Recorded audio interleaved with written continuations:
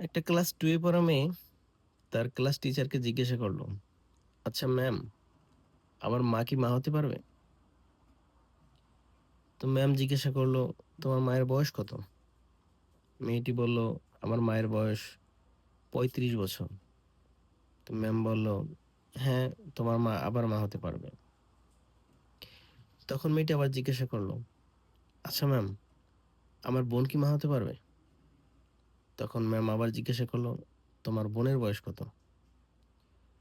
তখন মেয়েটি বলল, "আমার বোনের বয়স ২০ বছর।" তখন ম্যাম বলল, "হ্যাঁ, তোমার বোনও মা হতে পারবে।" তখন মেয়েটি জিজ্ঞাসা করল, "আচ্ছা ম্যাম, আমি কি মা হতে পারবো?" তখন ম্যাম বলল, "না বাবা, তুমি তো এখন ক্লাস 2 এ পড়ো, তুমি এখন অনেক ছোট, তুমি মা হতে পারবে না।"